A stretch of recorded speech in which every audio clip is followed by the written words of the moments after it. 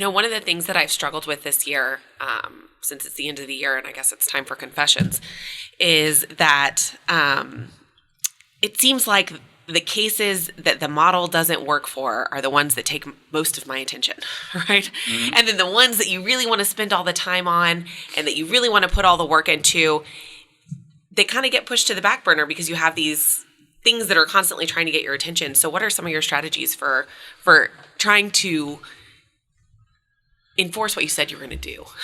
That's a good question. I think that's the problem, is that the not so good cases and the cases that are where you didn't follow your rules on intake to begin with are the cases that end up taking a lot of your time. Because I'll give an example. If it's a different type of case, so let's say we decide, well, someone comes to us with a commercial litigation case and there's a huge financial loss and we can make a lot of money on it.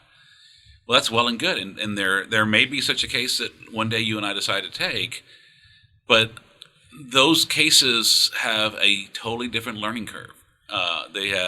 You put them together differently, the law is different, we don't know what pisses off a jury there, we don't know how whatever this particular business commercial deal, how it operates. So we need to spend so much time learning, and then we will more likely fall into traps to defensive setting, and then having to see if there's a way to dig out when we've made a little mistake. That will take up an inordinate amount of time. And I think some things that take up an inordinate amount of time for us are cases that don't have wheels on them. Mm-hmm. If something that's not a truck or a company vehicle, and we saw that last week. We're out there working with Rodney Jew on a case that I'm glad we took. It's a case that's a righteous case. It's a worthy case. I think it's going to be a big case.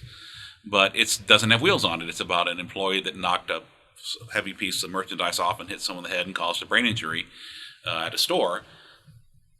But what we realize is we don't know all the rules. We don't have easy access to all the industry standards and publications, and we don't necessarily know where to look for them. And so we're getting it done, but it is taking so much more work and effort on that case. Whereas if it's a trucking case, we know exactly where to look. We actually know what 95% of the rules are, what 95% of the secondary sources say, and we're just going and pulling them together. We can be a lot more efficient when we're doing those kind of cases.